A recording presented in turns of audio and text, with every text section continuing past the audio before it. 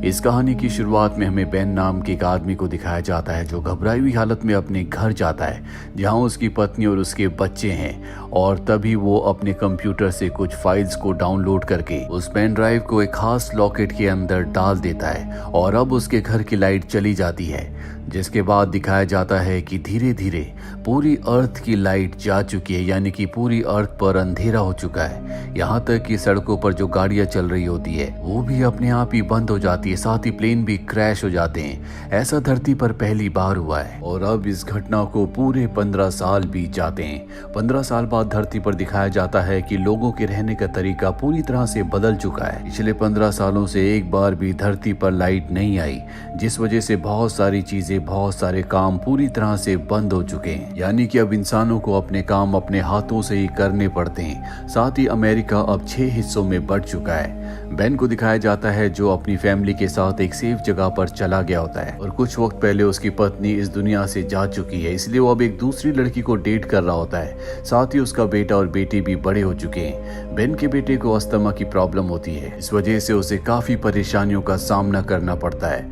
अब यूएस के 6 टुकड़े हो चुके हैं और जिस टुकड़े में रहते हैं वहाँ का जो लीडर होता है वो अपनी आर्मी के साथ यहाँ पर आता है। इस लीडर का नाम टॉम है और वो बेन से कहता है कि तुम्हें टैक्स के रूप में अपनी फसलों को देना होगा। बेन जानता है कि फसलों के रूप में जो टैक्स इनसे लिया जा रहा है वो बहुत ज्यादा है। साथ ही उसे आभास हो जाता है कि कुछ न कुछ गलत होने वाला है।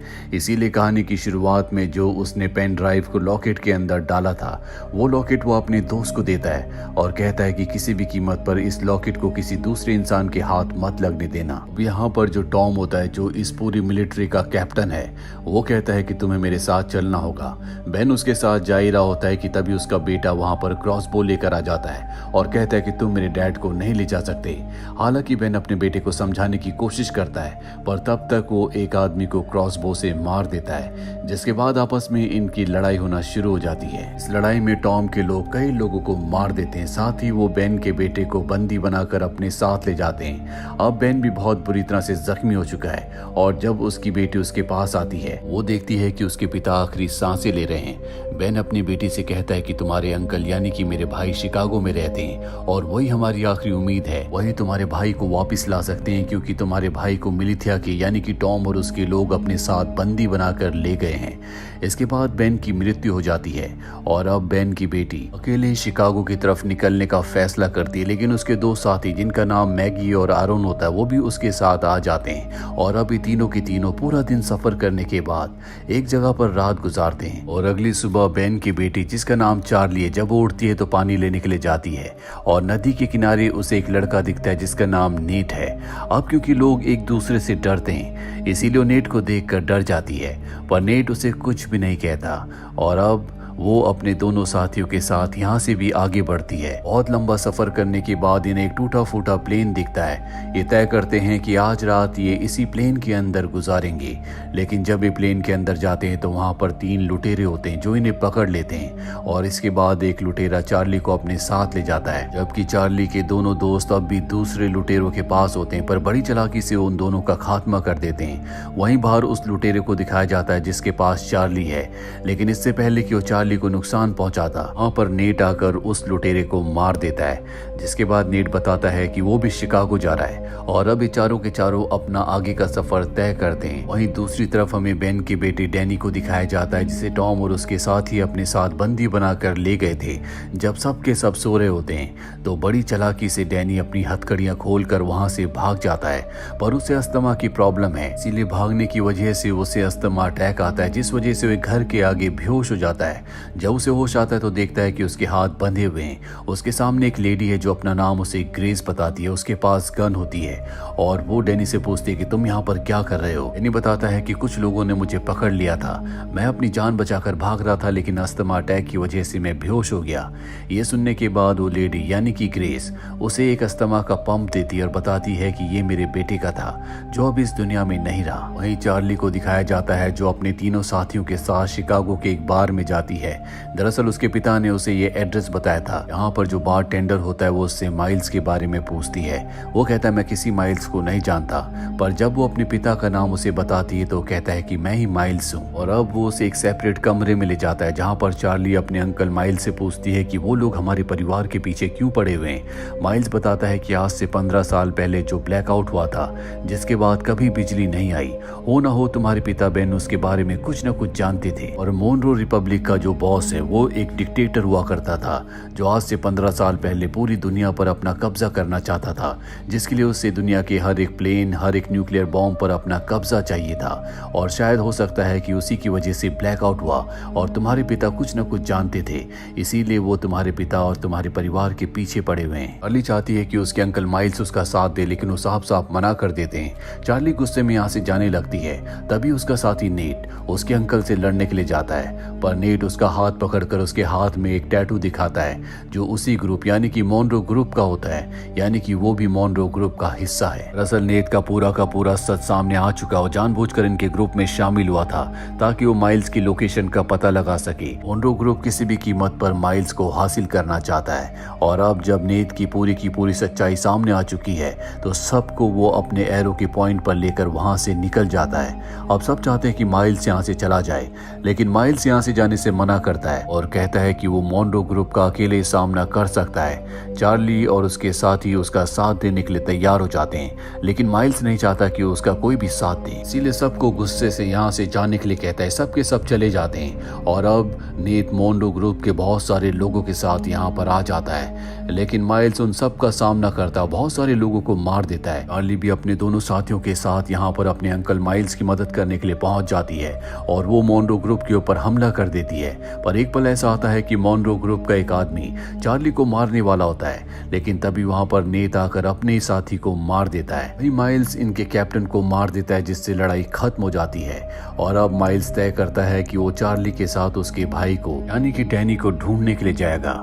वहीं उस घर में जिस घर में डैनी छुपा हुआ है, मोनरो ग्रुप का कैप्टन टॉम अपने साथियों के साथ पहुंच जाता है। वो ग्रेस से पूछता है कि डैनी कहाँ है। हालांकि ग्रेस बताना नहीं चाहती, लेकिन जब वो उसे जान से मारने की धमकी देता है तो उसे रास्ते से हटना पड़ता है। जिसके बाद टॉम अपने साथियों के साथ ऊपर जाकर डैनी को एक बार फिर से बंदी बनाकर ले जाता है।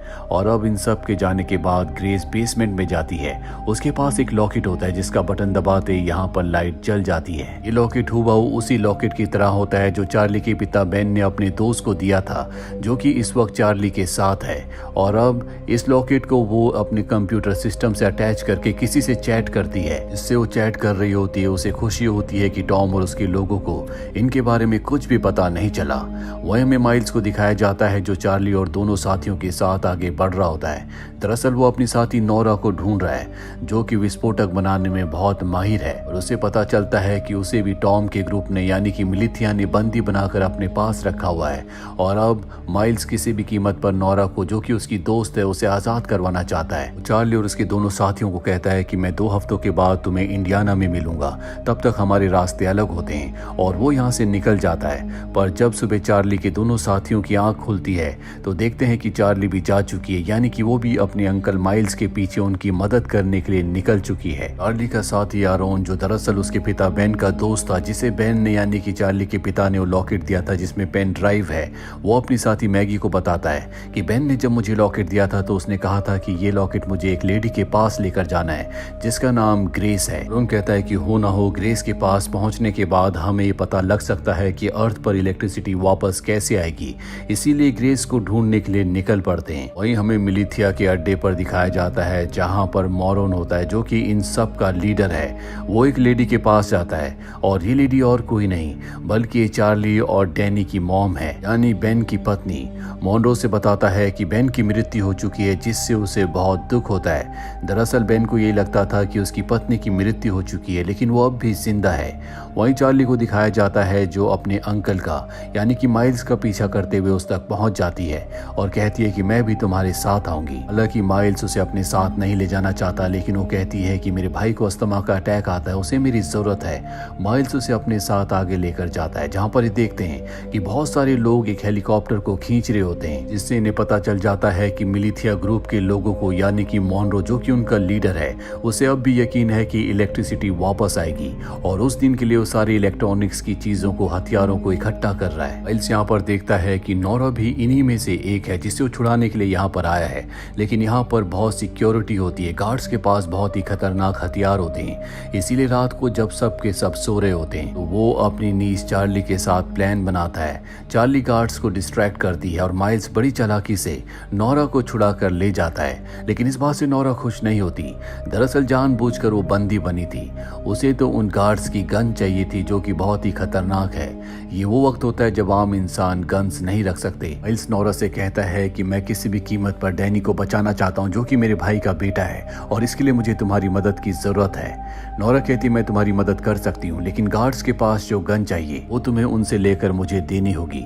माइल्स उसकी ये शर्त मान जाता है और इसके बाद नोरा बहुत ही छोटे हथियार बनाती है जिससे गोली चल सकती है, गार्ड्स को मारा जा सकता है। लेकिन इसमें प्रॉब्लम ये होती है कि दूर से इससे निशाना नहीं लगाया जा सकता, यानी कि इसकी रेंज नहीं है, पास जाकर ही गार्ड को मारना होगा। इसीलिए उस छोटी गन को ये चार्ली के हाथ में बांध देते हैं और चार्ली गार्ड्स के पास जाती है और कहती है कि मैं जंगल में खो गई हूँ, और मौका देखकर वो एक गार्ड को मार देती है। और इससे पहले कि दूसरे गार्ड्स उस पर हमला करते, यहाँ पर नोरा और माइल्स गार्ड के ऊपर हमला करके सभी का खात्मा कर देते हैं। यहाँ पर जितने भी लोग होते हैं सबको ये आजाद करवा देते हैं और अब इनके पास वो हथियार भी है जो नोरा को चाहिए। वहीं ग्रेस को दिखाया जाता है जब वो अपने घर में बेसमेंट में कंप्यूटर पर कुछ काम कर रही होती है, तभी वहां पर एक आदमी आता है और उस आदमी के पास भी वैसे ही लॉकेट होता है जैसा कि नोरा के पास है। वहीं माइल्स और चार्ली को दिखाया जाता है जिन्हें नोरा अपने साथ एक जगह ले जाती है जहां पर एक पास्टर होता है। पास्टर नोरा को देखकर बहुत खुश होता है क्योंकि वो गन लेकर आई है और अब पास्टर नोरा को बताता है कि उनका एक आदमी गायब है। ये सुनकर माइल्स कहता है कि हमें जल्द से जल्द इस जगह को खाली कर देना चाहिए क्योंकि मॉनरो के आदमी कभी भी यहाँ पर आ सकते हैं। सब उसकी बात मान जाते हैं, पर इससे पहले कि सब के सब यहाँ से निकलते, मॉनरो का कैप्टन एडम अपनी पूरी टीम के साथ यहाँ पर पहुंच जाता है जो बाहर से इन्हें घेर लेते हैं।